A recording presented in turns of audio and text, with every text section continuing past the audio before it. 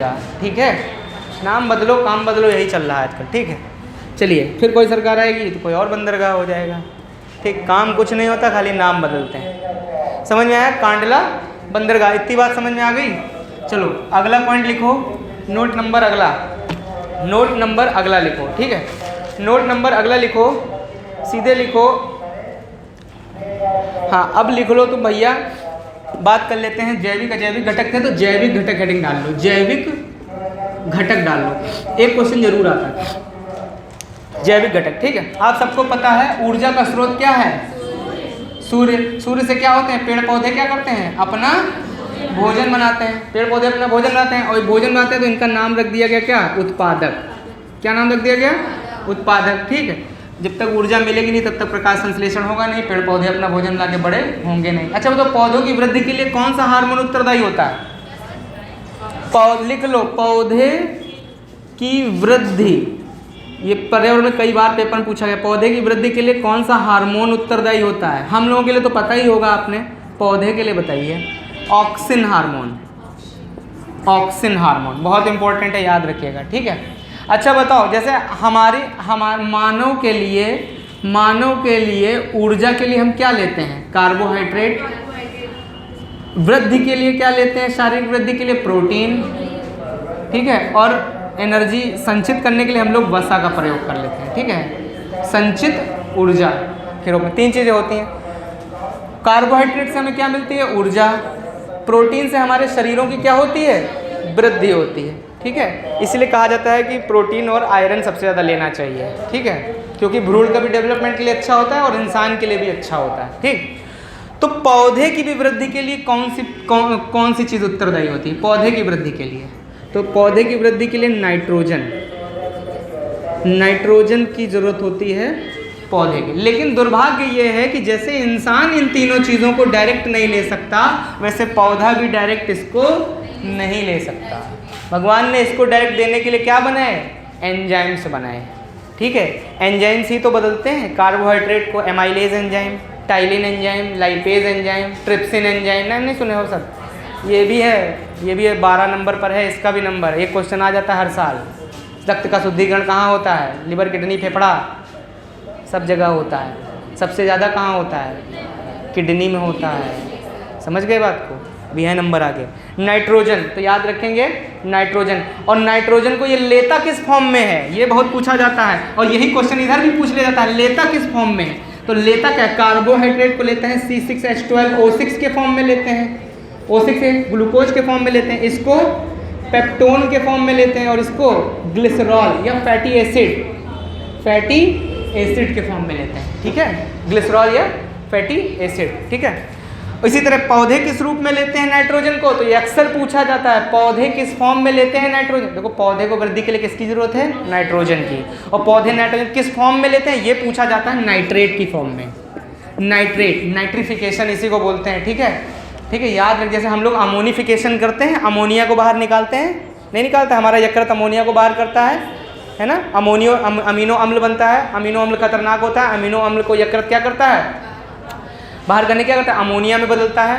Ammonia से urea बनती है, और यूरिया क्या करती है? बाहर कर ली जाती है किडनी के द्वारा फिल्टर करके। ठीक है, समझ में आया? नाइट्रेट के फॉर्म में लेता है। समझ गए? इतनी बात समझ में आएगी नहीं? ठीक है, नहीं समझ में आया? इतने में कोई दिक्कत? ये चीज़ पूछी जा सकती है पेपर में। चलो आगे बढ़ो, अगला डालो। हाँ, तो ये हो गया। अब समझो इधर बात को। अब बात कर रहे थे उत्पादक उपभोक्ता, इनकी बात कर रहे थे। ये क्वेश्चन जरूर आ जाता है, जरा सुन लो, बहुत सिंपल सा है, एक लाइन में है, सबको पता होगा। सबको पता है ना? उत्पादक उपभोक्ता, प्राथमिक द्वितीयक तृतीयक, सब समझते हो ना? कुछ नहीं इसमें करना है, बच्चों वाली चीज़ें ध्यान से सुनो, कुछ नहीं करना है। उत्पादक पेड़ पौधे हो गए। ठीक है, इनको खाने वाले 3 कैटेगरी में होते हैं। सबसे पहले कौन से होते हैं? प्राथमिक, द्वितीयक और तृतीयक। और इसको जो खत्म कर देते हैं उनको बोलते हैं अपघटक। ठीक है, समझ के बात को? इनको जैसे जो शाकाहारी, जो लोग ये क्या है? उत्पादक। ठीक, ये क्या है? उपभोग कर लेंगे उसका। ठीक, और ये क्या करेंगे? अपघटन कर देंगे। ठीक है, सुनो ध्यान से। जो जीव जंतु केवल पेड़ पौधा खा के जिंदा रहते हैं, उन्हें प्राथमिक उपभोक्ता कहते हैं। शाकाहारी सब इसमें आएंगे, गैया, हिरन, चूहा, ये सब क्या है? शाकाहारी। समझ गए? खरगोश। ठीक, उसके बाद जो इनको खा ले उनको द्वितीयक बोलते हैं। ठीक, जो इनको भी खा लें और इनको भी खा लें। जैसे सर्वाहारी मनुष्य, मनुष्य क्या है, कौन सा उपभोक्ता है, प्राथमिक द्वितीयक तृतीयक, द्वितीयक है कि तृतीयक, तृतीयक है। मनुष्य सब कुछ खा सकता है, ठीक है, मनुष्य सब कुछ खा सकता है, तो उसको जो खाए, समझ गए, और उसके बाद जो इनको खाए, जो दोनों खाए वो और खतरनाक, और जो इन सब के मर जाने के बाद जो इनको भी खा जाए वो अब घटक। समझ गए बात को, इतनी बात तो पता ही होगा, ये नहीं जानते क्या? एक क्वेश्चन आ जाता है कौन प्राथमिक उपभोक्ता है, कौन द्वितीय, कौन तृतीय, हर साल आता है टीटी में एक क्वेश्चन सड़ा गला सा, इसमें कुछ समझने लायक है नहीं। हाँ, इसमें समझने लायक क्या है, एक चीज़ है, खाने की बात हो रही है ना, तो खाने की बात हो रही है तो बात हो रही है खाद्य श्रृंखला की। किसकी हो रही है?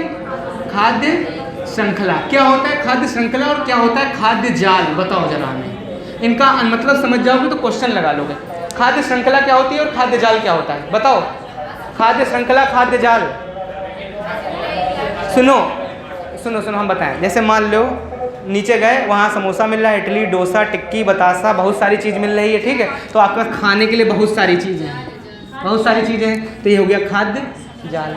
ठीक, आप मन करे बिस्कुट खाओ, फिर चाय पी लो, फिर समोसा खा लो, फिर इडली खा लो, फिर डोसा खा लो। लेकिन मान लो एक दुकान है, वहाँ खाली समोसा ही मिलता है और खाने वाले बहुत लोग हैं, तो खाली क्या कहीं है, समोसे कहीं हैं। तो इस जो खाने वाली बहुत सारी वैरायटी होती है, इसे बोलते हैं खाद्य श्रृंखला। ठीक, और खाद्य श्रृंखला वहाँ ज़्यादा मजबूत होगी जहाँ जैव विविधता ज़्यादा होगी।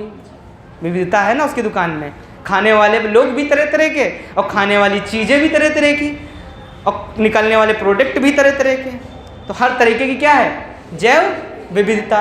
तो जहाँ पर जैव विविधता होगी वहाँ खाद्य श्रृंखला मजबूत होगी कि नहीं होगी, और जहाँ खाद्य श्रृंखला मजबूत होगी वहाँ का खाद्य जाल मजबूत होगा।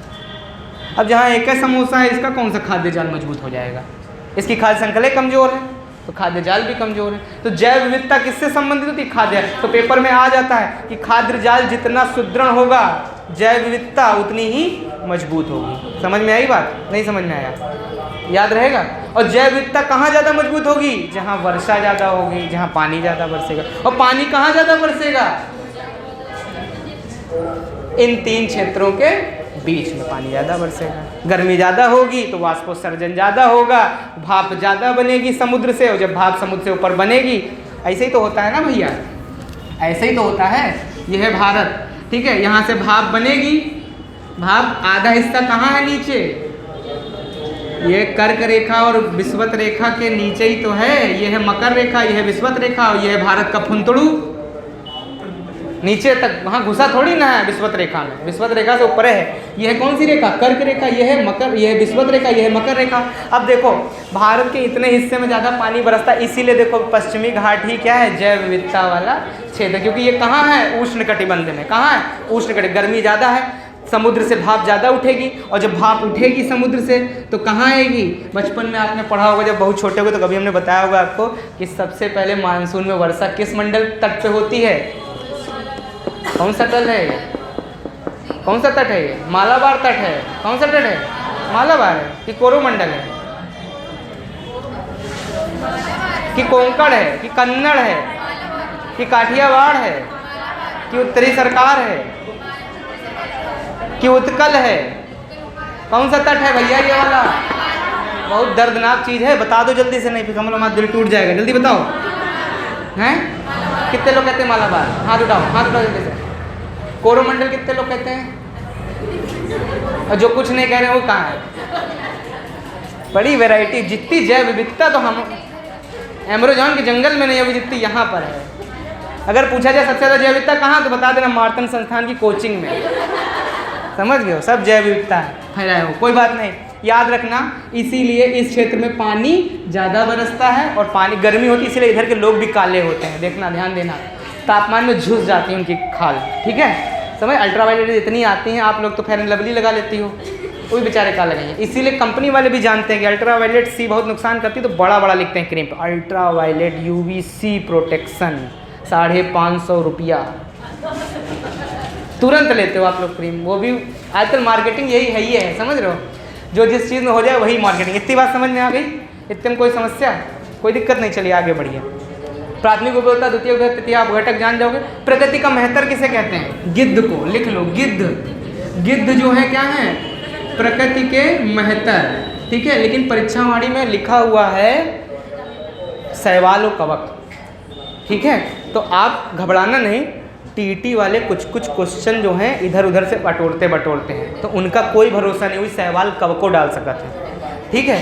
तो तुम शैवाल कवक मार देना उस टाइम, उनसे लड़ाई नहीं लड़ सकते आप सुप्रीम कोर्ट में, समझ रहे हैं बात को? जीत पाओगे नहीं, वो ले जाएंगे तुमको हाई कोर्ट, फिर डबल बेंच में अपना सिस्टम बैठाएंगे, डबल बेंच से ऑर्डर अपने हाथ में, फिर तुम कूदे फिरोगे सुप्रीम कोर्ट, फिर सुप्रीम कोर्ट में लड़ो हमसे, फिर वहाँ से फिर डबल बेंच, एक नंबर है नहीं बढ़ रहा। ऐसी स्थिति के चक्कर मत पड़ना, ठीक। विकल्प 2 रहेंगे, जो मिल जाए उड़ा देना, शैवाल कवक मिले तो मार देना, ना मिले तो गिद्ध जिंदाबाद, समझ गए? चलिए इतनी बात समझ में आ गई, ठीक। हाथी का प्रोजेक्ट कब आया था? और पृथ्वी सम्मेलन कब हुआ था? प्रथम पृथ्वी सम्मेलन है कंफर्म, पक्का? चलो आगे बढ़ो, अगला लिखो। हाँ तो सुनो, बात हो रही थी खाद्य श्रृंखला की, यहाँ से क्वेश्चन बनता है, तो याद रखना खाद्य श्रृंखला की बात करें तो स्थल का और इनका बहुत पूछा जाता है। खाद्य श्रृंखला के पिरामिड बता रहा हूँ मैं अभी जीव संख्या, जीव भार और समझ रहे हो उनके पिरामिड नहीं बता रहा, अभी क्या बता रहा हूँ? खाद्य श्रृंखला, कौन सी चीज़ ज़्यादा है, कौन सी चीज़ कहाँ पर कम है। अगर स्थल मंडल पर देखेंगे तो सबसे ज़्यादा पेड़ पौधे होते हैं, इसलिए इनका आकार ज़्यादा बड़ा होगा, ठीक। उसके बाद फिर और कम हो जाते हैं, फिर उसके बाद इनको खाने वाले और भी कम हो जाते हैं। तो इसलिए खाद्य श्रृंखला में स्थल मंडल का जो पिरामिड बनता है वो कैसा बनता है? सीधा। और जल का और मरुस्थल का, अब यहाँ पर मरुस्थल में भी चले जाओ तो पेड़ पौधे मिलेंगे, और जल में भी चले जाओ तो पेड़ पौधे मिलेंगे, ठीक। ऊपर जाओगे तो धीरे संख्या बढ़ने लगेगी, थोड़ा और ऊपर जाओगे तो तुमको चील कौवे के दिए तुमको रेगिस्तानों में बहुत सारे मिलेंगे, क्योंकि वहाँ के हिसाब से ज़्यादा है, ज़्यादा नहीं है, वहाँ के हिसाब से ज़्यादा है, समझ गए ना बात को? जैसे मान लो अभी यहाँ का सबसे काला आदमी अगर वेस्ट इंडीज़ भेज दिया जाए तो वहाँ का सबसे गोरा आदमी हो जाएगा, वहाँ का सबसे गोरा आदमी वही हो सकता है, हैं? हाँ ये भी बात सही है, लेकिन वहाँ भी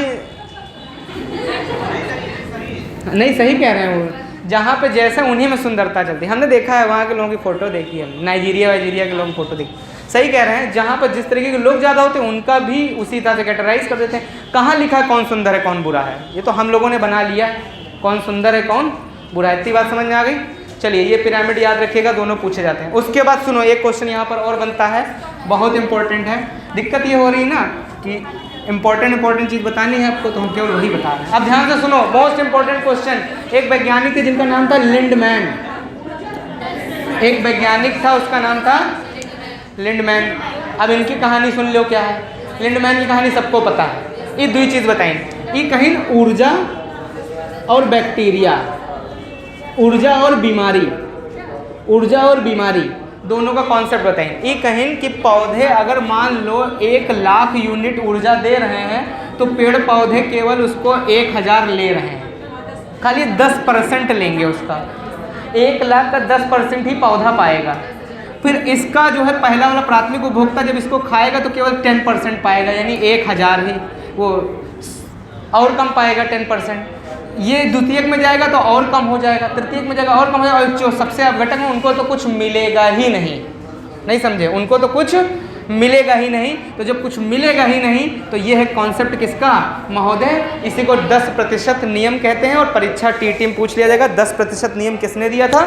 लिंडमैन ने दिया था, ठीक है। अब सुनो, लिंडमैन ने एक बात और बताई थी। लिंडमैन ने जो बताया वही आज कोरोना वायरस का सबसे बड़ा उदाहरण है। लिंडमैन ने बताया था कि जो बीमारी होगी ये उल्टा चलेगी, ये अगर 0.1% इसमें है तो ये हो जाएगी डबल हो जाए। इसीलिए देखो जीव जंतुओं से बीमारियां और तगड़े से आती हैं, फैलती हैं। चमगादड़ से फैली, कोई कह रहा है इससे फैली, कोई कह रहा है उससे फैली, समझ गए? तो बीमारियां ज़्यादा फैलेंगी, इसीलिए वो मर रहे हैं सब। ये गिद्ध विद्ध जो है ना, ये विलुप्त होने का सबसे बड़ा कारण है। ये तरह के वायरस उनके अंदर जा रहे हैं, उनके अंदर उत्परिवर्तनवाद हो रहा है, एक से एक जीनोम बन रहे हैं, एक से एक स्ट्रेन बन रही है, वो अपने वहीं में क्या हो जा रहे हैं? विलुप्त हो जा रहे हैं। समझ रहे हैं बात को? नहीं समझ में आई बात? कई कारण हैं विलुप्त होने के, समझ गए? चलिए, तो जितनी चीज़ें हम लोग खाएंगे उल्टी सीधी वो बाहर निकलेंगी और प्रचंड रूप में बाहर निकलेंगी। ऊर्जा तो कम निकलती है लेकिन बीमारी ज़्यादा निकलती है। समझ गए बात को? चलिए आगे बढ़िएगा। उसके बाद डालेगा पारिस्थितिकी पिरामिड, हेडिंग डालेगा पारिस्थितिकी पिरामिड। अगला है पारिस्थितिकी पिरामिड से भी क्वेश्चन आ जाते हैं, ठीक है। इसमें जीव संख्या का पिरामिड, जीव भार का पिरामिड, ये सब पूछ लेता है, ठीक। कौन सीधा है कौन उल्टा है बड़ा मतभेद होता है, हम 2 लाइन में बताते हैं आपको, ठीक। सिर्फ 2 लाइन पढ़ लो, इसी में लगा लेना कौन सा है। अगर आपसे पिरामिड पूछा जाए, पिरामिड किसका पिरामिड समझना, 3 प्रकार के होंगे। एक होगा संख्या के आधार पर, एक होगा भार के आधार पर, और बताओ, और होगा एक होगा ऊर्जा के आधार पर, ठीक है। तीसरा होगा, ठीक। तो ऊर्जा में कोई डाउट नहीं है, हमेशा सीधा लिख लो, सीधा।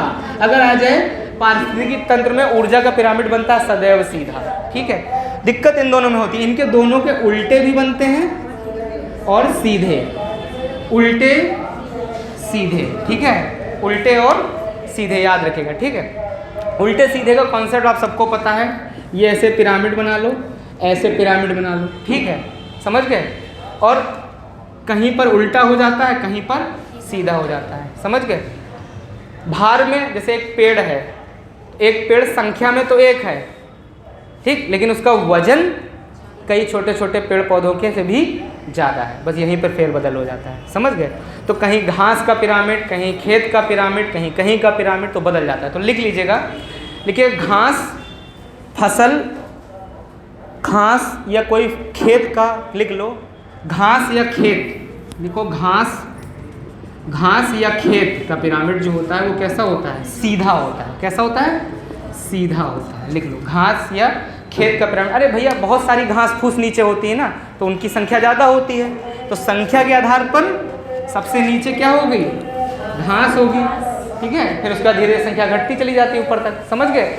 इसीलिए ऐसे कॉन्सेप्ट। उसके बाद पेड़ का पिरामिड उल्टा होता है, इसी में लिखिएगा संख्या के आधार पर पेड़ का पिरामिड, पेड़ का पिरामिड उल्टा होता है, ये डायरेक्ट पूछा जाता है, ठीक है। पारिस्थितिकी जो संख्या का, जीव संख्या का पिरामिड है, उसमें खेत का और इसका जो होता है वो आपका जो होता है सीधा होता है, और पेड़ का पिरामिड कैसा होता है, उल्टा होता है, याद रखिएगा, ठीक। उल्टा क्यों होता है, क्योंकि सबसे नीचे तो एक पेड़ों की संख्या कम होती है ना, उसका चील, कौवे और उन पे बैठने वाले पक्षी, उनकी संख्या ज़्यादा होती जाती है, समझ गए। तो सीधा पिरामिड बन जाता है, नहीं समझे।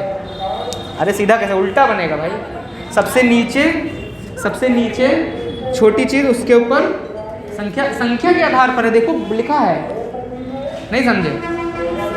पेड़ तो संख्या में एक ही तो होते हैं ना, उनके ऊपर बैठेंगे, एक पेड़ तो एक ही पेड़ का पिरामिड बनाया जाएगा ना, 10 पेड़ों का थोड़ी बना लिया जाएगा। एक पेड़ है तो पेड़ तो एक ही है, उसके ऊपर जीव जंतुओं की संख्या आश्रित होने वालों की बढ़ रही है ना, तो जीव संख्या के पिरामिड में पेड़ का पिरामिड कैसा होता है, उल्टा होता है। और जबकि सीधा किसका होता है, घास का और खेत। यहाँ बहुत सारे पेड़ पौधे होते हैं, समझ में आई बात, नहीं समझ में आई, नहीं आई तो कोई बात नहीं। फिर उसके बाद आ जाओ भार का पिरामिड। जीव भार का पिरामिड में लिख लो वन और घास का मैथ, वन घास स्थल, वन और घास स्थल, वन और घास स्थल, वन का और घास का, बताओ कैसा बनेगा, वन का और घास का, घास स्थल का कैसा बनेगा, सीधा पिरामिड। कैसा बनेगा, सीधा पिरामिड, ठीक। और जल का कैसा बनेगा, जलीय क्षेत्र का, तालाब का उल्टा।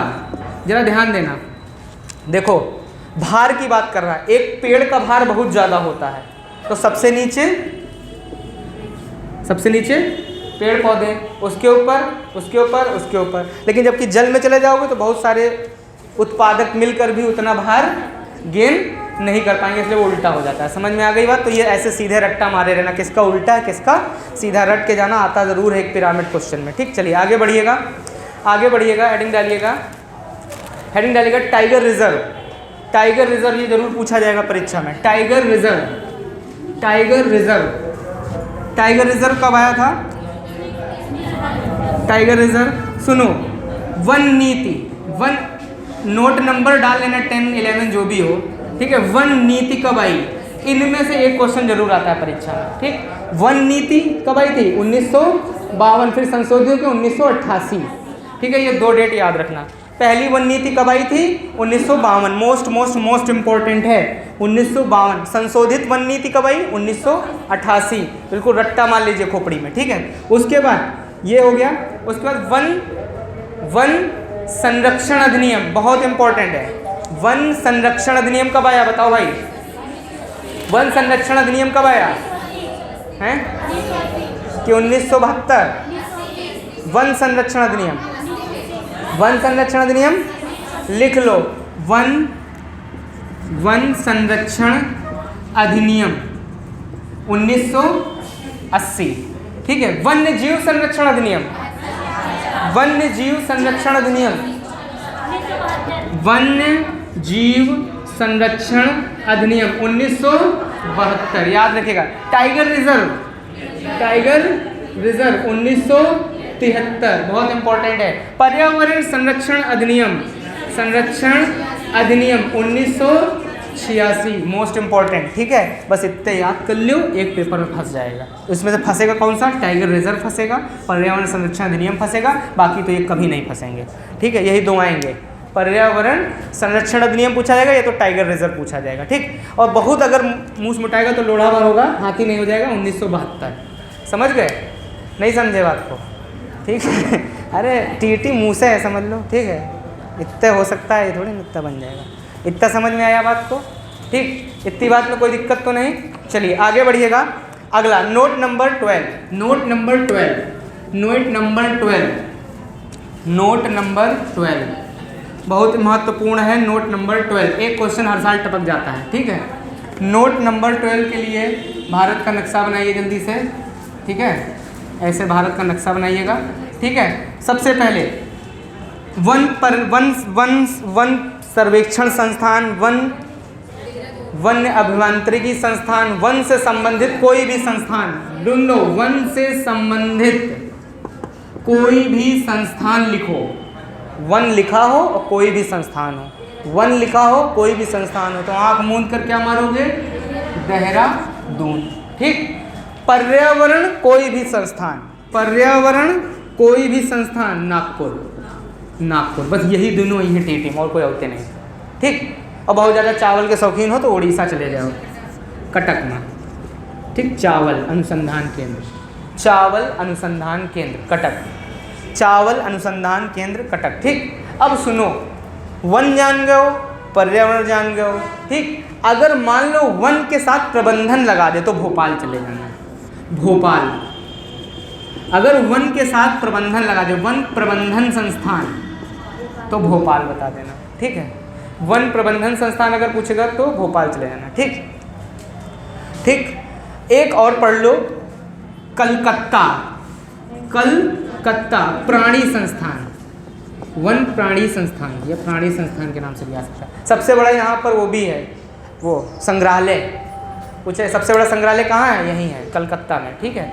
चलिए हो गया इतनी बात, बस इतना समझना है खाली, ठीक। उसके बाद नोट नंबर अगला डालिएगा, उसमें लिखिए स्वस्थाने और बाह्य स्थाने लिख लीजिएगा, दो हेडिंग डालिएगा, एक स्वस्थाने और बाह्य स्थान। Note number next, note number next, ये संस्थान याद रहेंगे, वन्य अभियांत्रिकी संस्थान, वन शोध संस्थान, वन शिक्षण संस्थान देहरादून, पर्यावरण अभियांत्रिकी संस्थान, पर्यावरण शोध संस्थान नागपुर, प्रबंधन लग जाए भोपाल, चावल हो जाए तो कटक, और पूछा यही दोनों जाता है और कोई नहीं पूछा जाता है, ठीक है।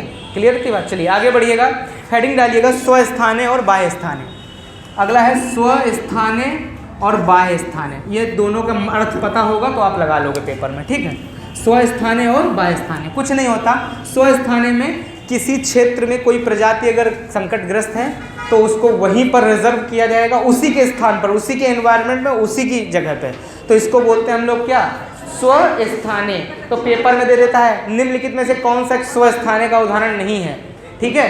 तो स्वस्थाने में हमेशा याद रखना उसको उसी की जगह पर। तो स्वस्थाने में सबको ही आएगा, क्या क्या आएगा? वन्य जीव अभ्यारण्य आएगा, नेशनल पार्क आएगा, बायो रिजर्व आएगा। ये तीनों जो होते हैं ये तीनों स्वस्थाने के उदाहरण हैं। और बाह्य स्थाने का सबसे बड़ा उदाहरण है चिड़ियाघर, और कोई आता ही नहीं है, याद रखना चिड़ियाघर। जब हम किसी को संरक्षित करने के लिए उसके वायुमंडल, उसके वनस्पति के क्षेत्र से उठा के उसको हम कहीं स्पेशल जगह पर रख के वहाँ पर उसका एनवायरनमेंट क्रिएट करें कृत्रिम रूप से, तो वो कहलाता है बाह्य स्थाने। याद हो गया इतनी बात?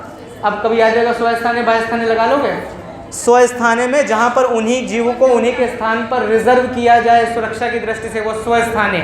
और जब उनको वहाँ से हटा के किसी और जगह, किसी उनके विपरीत परिस्थितियों में उनको रखा जाए तो उसे क्या कहते हैं? बाह्य स्थाने। क्लियर इतनी बात? चलिए उसके बाद मिट्टी हेडिंग डाल लीजिएगा। मिट्टी में, मिट्टी तो हमने बता दी थी, स्वस्थाने, स्वस्थाने में नेशनल पार्क आता है, बायो रिजर्व आता है, ये सब चीज़ें जहाँ जीव जंतु वनस्पतियाँ वहीं पर संरक्षित कर ली गई हैं, वही स्वस्थाने है। समझ गए?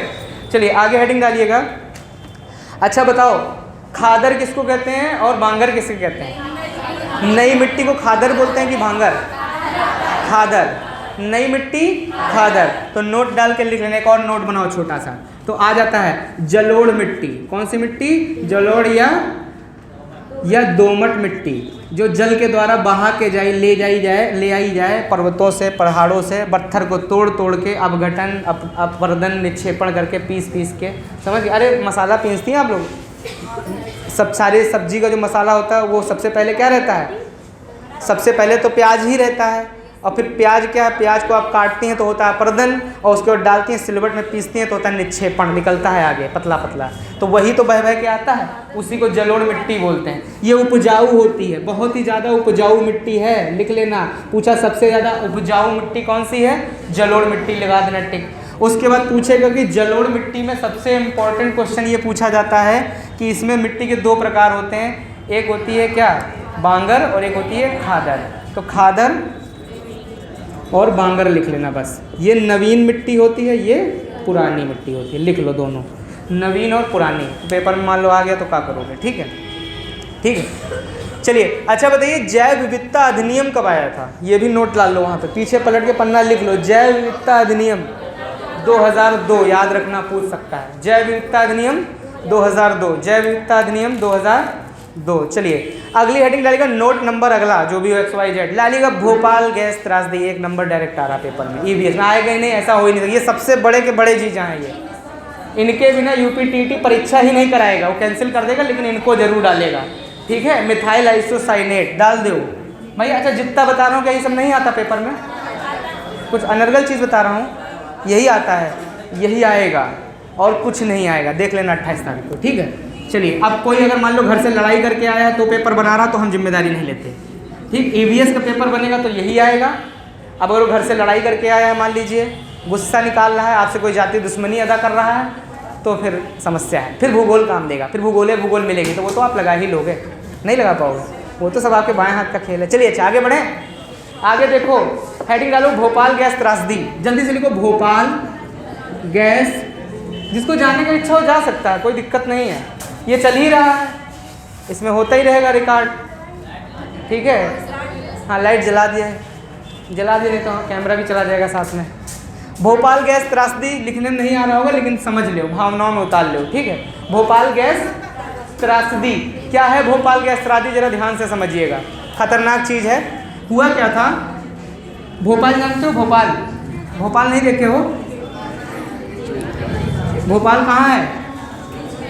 ये बीच में है क्या? मध्य प्रदेश, MP में है भोपाल, जहाँ वन प्रबंधन संस्थान है।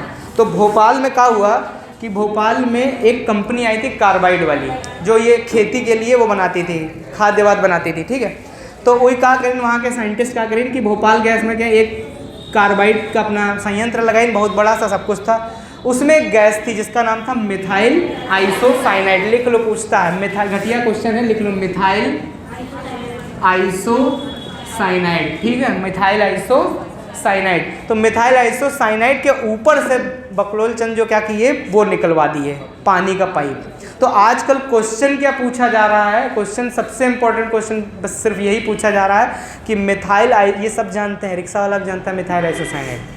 ठीक है, इसके चक्कर में ना वो पूछेगा तुमसे कि मिथाइल आइसोसाइनेट की रिएक्शन किससे होती है जिससे इतना बड़ा त्रासदी हो गया, तो वो था पानी इसके ऊपर से निकाल दिए थे इंजीनियर साहब, पानी। और कहीं पानी तो फटेगा नहीं, वो पानी जहाँ टूटा नहीं वही आग और पेट्रोल वाला कांड हो गया वहाँ पे। और वो जो विनाशकारी गैस बनी है वहाँ पर कि भाई सब सूंघ भी लो 50 किलोमीटर दूर से तो मर जाओ, इतनी खतरनाक गैस। ठीक है, अब बहुत लोग उसमें 50 किलोमीटर कैसे सूंघेंगे, तो कॉमन सेंस से भी लगाओ, 50 किलोमीटर थोड़ी जाएगी, जितने किलोमीटर हो उतने किलोमीटर समझ लो। ठीक है, तो इतनी बात समझ में आएगी नहीं आई? तो क्वेश्चन पूछेगा मिथाइल आइसोसाइनेट किससे क्रिया की थी? H2O से, वाटर से क्रिया की थी, लिख लीजिएगा। मिथाइल आइसोसाइनेट की क्रिया किससे हुई थी? वाटर से हो गई थी, पानी से क्रिया करके इसने क्या बना लिया था? जहरीली गैस। ठीक, चलिए आगे बढ़ें, ये इंपॉर्टेंट है, ठीक है, और इसका कोई मतलब नहीं। और ये किससे संबंधित है? क्या कीटनाशक से संबंधित, ये खेती में जो प्रयोग होती है। चलिए उसके बाद है डालिएगा संविधान। हम आपको संविधान पढ़ाएंगे जो पेपर में मिलेगा पर्यावरण में, ठीक है। ठीक, अब मात्र 4-5 लाइन में बस संविधान खत्म, ठीक। और स्टाम्प पेपर लिखा लो, अगर क्वेश्चन ना मिला ना परसों, तो जिसमें सब लोग खाते हैं उसमें हम भी खा लेंगे, ठीक है, कोई दिक्कत नहीं है, लेकिन मिलेगा ज़रूर, कॉन्फिडेंस से बता रहा हूँ आपको, मिलेगा। अब हमारा वीडियो ना देख लें वो लोग PNP वाले की चेंज कर दे रातों रात, तो मैं नहीं कह सकता, लेकिन मिलेगा ज़रूर। क्या मिलेगा ज़रा सुनो, लिखो संविधान, बड़ा बड़ा लिखना है इसको, संविधान। सबने पढ़ रखा है, मैं खाली बस इंडिकेशन दिखाऊंगा कहाँ से आएगा क्वेश्चन। सबसे पहले तो संविधान की सभा कब बैठी थी, यही प्रश्न UPTT पूछता है सीधे सीधे, ठीक। भैया हुआ संयुक्त अधिवेशन न बुलावा जाए तुमसे, ठीक। कौन सा विधेयक लोकसभा पास करेगी, कौन, इसके लिए इंतजार करो, सुपर टेट आ रहा है, उसमें आएगा, उसमें बताना कौन सा विधेयक कौन सी राज्यसभा पास करती, कौन सा लोकसभा करती, किसमें राज्यसभा का हस्तक्षेप रहता है, किसमें नहीं रहता है, किसमें कौन सा बिल पास होता है, सब उसमें। कब संयुक्त अधिवेशन कब बुलाया जाता है? जब दोनों क्या करते हैं?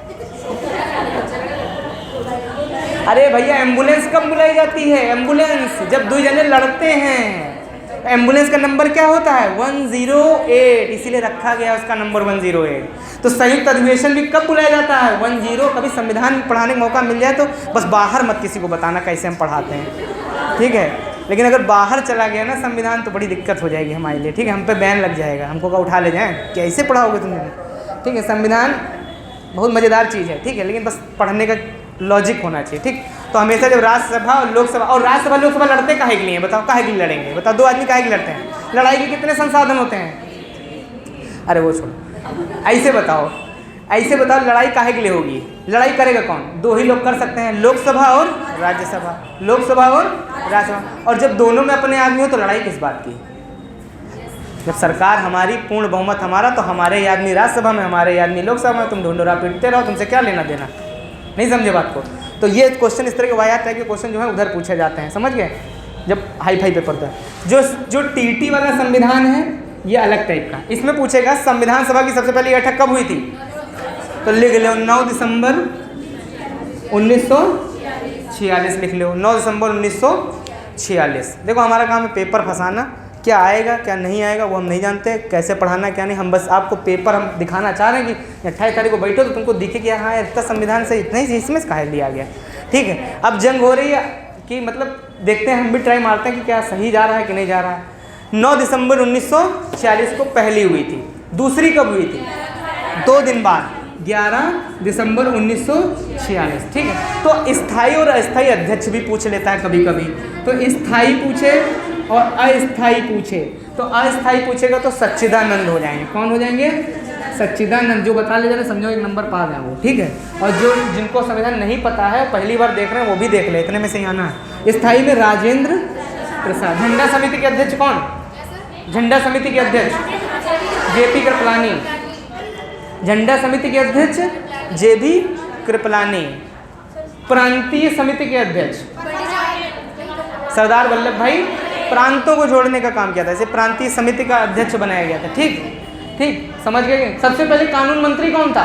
सबसे पहला कानून मंत्री भीमराव अंबेडकर, ठीक है, समझ गए। चलो कोई बात नहीं, ये सब नहीं पढ़ना है, सब नहीं आएगा, जो आएगा वो बता रहे हैं, ठीक। सबसे पहला संवैधानिक सलाहकार कौन था? BN राव, ठीक है। संचालन समिति का अध्यक्ष जवाहरलाल नेहरू की राजेंद्र प्रसाद। पंडित जवाहरलाल नेहरू संचालन समिति के अध्यक्ष, ठीक है। संघीय समिति के अध्यक्ष जवाहरलाल नेहरू, ठीक। संघ, समझ गए। चलिए चेंज करवा देंगे, अभी आगे बढ़िएगा। इतना हो गया, इतने में कोई समस्या तो नहीं। ये याद रखना, स्थायी और अस्थायी याद रखना, ये याद रखना। अब हेडिंग डालो समितियाँ, कुछ प्रमुख समितियाँ थी जो पूछी जाती हैं वो लिख लो, बस यही पेपर फंसेगा। समिति लिख लो, अभी जो बोला समिति में खाली 4 समिति लिखो, इसमें काम हो जाएगा तुम्हारा। लिखो प्रारूप समिति के अध्यक्ष भीमराव अम्बेडकर। प्रारूप किसने बनाया था? भीमराव साहब ने। तो प्रारूप समिति सीधा फंसेगा भीमराव अम्बेडकर। प्रारूप समिति जल्दी से लिखो भीमराव अम्बेडकर। ठीक है। प्रांतीय सरदार वल्लभ भाई पटेल, क्योंकि इनका पुतला उतला बनाया गया है बहुत बड़ा सा वहाँ गुजरात में, तो ये ट्रेंड में है, इसलिए प्रांतीय समिति पूछ सकता है आपसे, ठीक। प्रांतीय समिति के एक समिति पूछ लेगा, और या तो इसको कहाँ से लेके आए हैं, बस समवर्ती सूची कहाँ से आई, बस यही आएगा पेपर में और कुछ नहीं आना है। या तो एक तो ये पूछेगा या तो ये, हम संविधान नहीं पढ़ा रहे आपको, हम सिर्फ ये बता रहे हैं क्वेश्चन यहाँ से आएगा या तो यहाँ से, इसी परीक्षा में, ठीक। वो उतनी डीप में नहीं जाएंगे, लोकसभा राज्यसभा तक जाना ही नहीं उन्हें, वो सीधा से एक क्वेश्चन धर के हट लेंगे किनारे, अगर दिया तो, ठीक है। और वरना तो फिर जानते ही हो राज्यसभा से क्वेश्चन जो आता है वो आप सबको पता ही होगा, उपराष्ट्रपति के बारे में मालूम ही होगा, है ना। सभापति कौन, उपराष्ट्रपति, ठीक। महान्यायाधीश नियुक्ति कौन करता है, राष्ट्रपति। ये तो रिक्शा वाले भी सब जानते हैं, तो इनमें कोई नई चीज़ तो है नहीं, बहुत ज़्यादा अगर ट्रेडिशनल बनाया ना वो यही सब क्वेश्चन फालतू पूछेगा। अस्पृश्यता का अंत अनुच्छेद 17, मूल अधिकार कितने हैं, 6, ठीक है। संपत्ति चला गया, अब हो गए 6, ठीक। मूल कर्तव्य कितने हैं, 11, 21 से 14 से निःशुल्क अनिवार्य शिक्षा 6 से 14 वर्ष किस लाइन में, 11वीं लाइन में। समझ रहे हैं बात को। इस तरह क्वेश्चन आएंगे तो बाहर के लोग कर लेंगे तो आप नहीं कर लोगे, ये वाले पढ़ के जाना। प्रारूप समिति हो गया, प्रांतीय समिति हो गया, झंडा समिति लिखो, झंडा समिति जल्दी से लिखो, झंडा समिति। झंडा समिति के अध्यक्ष कौन, सरदार कौन है, झंडा समिति JB कृपलानी लिखो, JB कृपलानी। प्रांतीय सरदार वल्लभ भाई पटेल, किसके, झंडा समिति, हाँ तो तदर्थ के होंगे, लेकिन झंडा समिति JB कृपलानी ही लगवाइएगा, ठीक है। हाँ JB कृपलानी लिख लीजिएगा, ठीक है। तो उसके बाद संचालन समिति में सही कह रही राजेंद्र प्रसाद, संचालन समिति राजेंद्र प्रसाद, संचालन समिति राजेंद्र प्रसाद, ठीक है। संघीय समिति जवाहरलाल नेहरू, संघीय समिति जवाहरलाल नेहरू, बस ये समितियां 4-5 पढ़ लीजिएगा, इन्हीं में से एक समिति पूछ लेगा पेपर में, ठीक। उसके बाद लिखिएगा कौन सी चीज़ कहाँ से ली गई है, यहाँ से क्वेश्चन UPTT में पूछेगा, पक्का पूछेगा।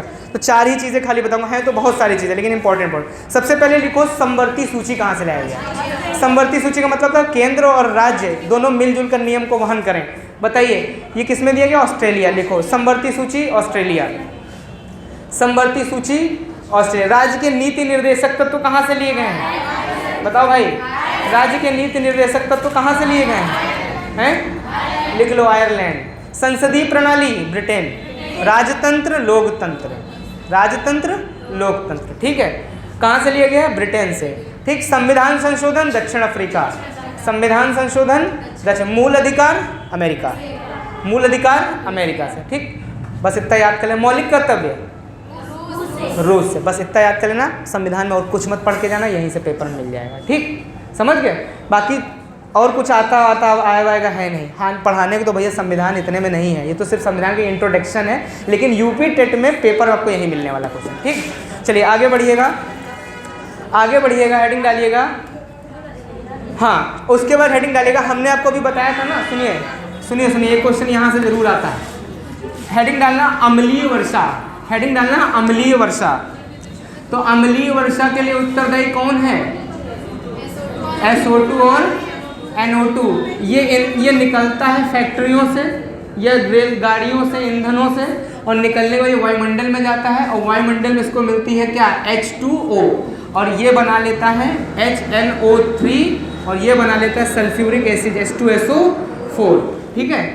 ये दोनों बन जाते हैं केमिकल, और ये जब गिरते हैं नीचे तो इसी को बोलते हैं अम्लीय वर्षा। तो अक्सर पेपर पूछा था अम्लीय वर्षा के लिए उत्तरदायी गैसें कौन सी हैं, तो SO2 और, ठीक है, ये याद रखना, यही आती हैं पेपर में, ठीक है। सल्फर डाइऑक्साइड और नाइट्रस ऑक्साइड, ठीक है, ये दोनों याद रखें, सल्फर डाइऑक्साइड और nitrous.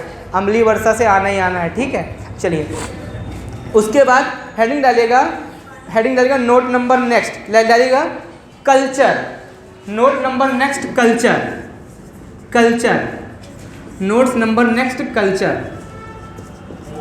Culture, note number next culture. 2 ही कल्चर पढ़ने हैं बहुत, विटी कल्चर, ठीक, फलाना कल्चर, ढिमाका कल्चर, बस केवल 2 ही पढ़ के जाना। एक मत्स्य, कौन सा है, मत्स्य किस में आता है, पिसी कल्चर, हाँ समझ गए ना, पिसी कल्चर, तो लिख लो पिसी कल्चर, पिसी कल्चर, ठीक। मत्स्य या मछली, मत्स्य पालन या मछली, यही पूछा जाता है। और एक और पढ़ लो, एक है रेशम वाला, सेरीकल्चर। सीटी को इनके अलावा कुछ पता ही नहीं है, यही दो जानता है, यही दो में से भर देता है हर साल, ठीक है। सेरीकल्चर, अरे ये क्या, दुनिया जितना एग्जाम होता है ना सब जगह रेशम में पूछा जाता है। सेरीकल्चर सबसे ज़्यादा पूछे जाने वाला क्वेश्चन कौन सा? सेरीकल्चर। सेरीकल्चर और सिर्फ सेरीकल्चर, याद रखना, रेशम, सेरीकल्चर, कौन सा culture? Sericulture. Note number next, कम पढ़ो और पेपर में फंसाओ, ठीक है। क्वेश्चन नंबर नेक्स्ट लिखिएगा, मोस्ट इंपॉर्टेंट। अगला हेडिंग डालना सौरमंडल, अगली हेडिंग डालो सौरमंडल। सौरमंडल ज़्यादा कुछ नहीं पढ़ना है, बस एक बार देख लो समझ में आ जाएगा। सौरमंडल, सौरमंडल बहुत शॉर्ट में रहेगा, ठीक है। सौरमंडल है रेशम, रेशमी कीट, ठीक है। से सौरमंडल, सौरमंडल सब जानते हो, कुछ नहीं होता है, एक सन होता है, क्या होता है? एक सन होता है, और ये होता है, ये होता है, ये होता है, ये होता है, और ये क्या है? ये क्षुद्र ग्रह होते हैं, और ये होता है, ये होता है, और ये होता है, ये होता है। टोटल क्या होता है? ये भी होता है, ये भी होता है, ये भी होता है, ये भी होता है, और ये भी होता है, ये भी होता है, ये भी होता है, ये भी होता है, ये भी होता है, ठीक है। इसका नाम है बुध ग्रह। कौन सा ग्रह? सब लोग देख लो, और जो क्वेश्चन बनते हैं वो हटा देंगे, फिर मिटा देंगे इसको, ठीक है। बुध ग्रह, फिर शुक्र, फिर पृथ्वी, फिर मंगल, फिर बृहस्पति, फिर शनि बाबा, और फिर अरुण, फिर वरुण, ठीक है। इतनी बात समझ। सीधा प्रश्न पूछेगा, लाल ग्रह किसे कहते हैं? देखो तुम पेपर देखना उस दिन, और पेपर में तुम कहे यार पूरा सौरमंडल बेकार में पढ़ा रहा है, खाली लाले ग्रह पढ़ ले, समझ रहे हो ना, ठीक। 28 तारीख को देख लेना आप लोग, ठीक है, मिल जाएंगे प्रश्न आपको, ठीक है। लाल ग्रह किसको कहते हैं? सौरमंडल, ठीक है। लाल ग्रह किसको कहते हैं? मंगल ग्रह, लाल, लाल, और इसको युद्ध का देवता भी बोलते हैं। क्या बोलते हैं? लाल रंग जमीन कब हो जाती है? जब खून गिरता है, तो युद्ध का देवता। ये सब नहीं पूछा जाएगा, ठीक। अब सुनो, दूसरा कौन सा सबसे ज़्यादा पूछा जा रहा है? उल्टा काम कौन करता है? 2 नंबरी लोग। तो 2 नंबरी ग्रह भी हैं, 2 नंबर का काम करते हैं। 2 नंबर का मतलब सब सीधा चलते हैं, ये उल्टे चलते हैं, इनकी गंगा उल्टी बहती है। तो 2 नंबरी ग्रह, शुरुआत से सेकेंड, लास्ट से सेकेंड। तो लिख लो, शुक्र और अरुण उल्टा घूमते हैं, ये भी question. Question number 2, question number 1, question number 2, उल्टा घूमने वाले ग्रह। उल्टा घूमने वाले कौन से हैं? शुक्र और वरुण। खाली 5 पॉइंट बताऊंगा, एक क्वेश्चन फंस जाएगा उसमें, ठीक। हाँ सॉरी, माफ करिएगा, अरुण, ठीक है, अरुण। क्लियर इतनी बात? उल्टा घूमने वाले, और समझ गए, 2 नंबरी ग्रह इनको कहते हैं। ये उल्टी परिक्रमा करते हैं, समझ गए। इनका सूर्योदय पश्चिम में होता है, और अस्त कहाँ होता है? पूरब में, समझ गए।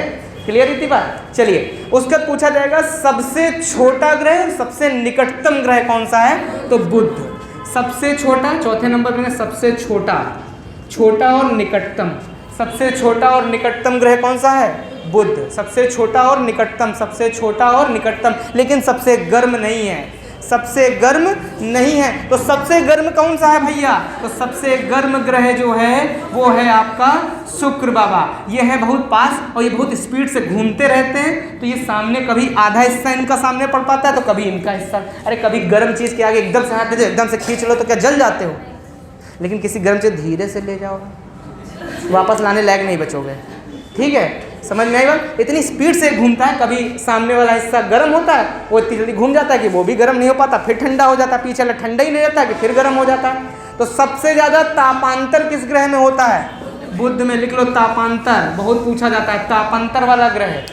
दिन में कहो 400 डिग्री के ऊपर गर्मी, रात में 450 के नीचे ठंडी। आदमी रात में कुड़ुक के मर जाए, और दिन में हड्डियाँ भी ना बचें उसकी, ठीक है।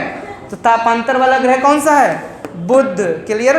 और सबसे ज़्यादा गर्म ग्रह शुक्र, ठीक है। और सुनो, ये सूर्य देवता, इनके पास ठहरा अपना खुद का गुरुत्वाकर्षण, ये इतने शक्तिशाली हैं, इन दोनों के उपग्रह खा गए। ये कहीं ना हो मेरे पास, बड़ी मछली छोटी मछली को खा जाती है, पता है ना आपको। गुरुत्वाकर्षण वो बल होता है जो किसी वायु वस्तु को अपनी ओर क्या करे? आकर्षित करे, ठीक है। हर ग्रह अपनी ओर एक दूसरे को आकर्षित कर रहा है। देखो, इसको वैक्यूम ग्रह भी कहते हैं, बृहस्पति को वैक्यूम क्लीनर ग्रह। वैक्यूम क्लीनर ग्रह ये क्षुद्र ग्रहों को रोके है अपनी तरफ, नहीं तो क्षुद्र ग्रह आ जाएंगे सब कहाँ? अपने ऊपर। सुनते नहीं हो कि क्षुद्र ग्रह आ रहा है?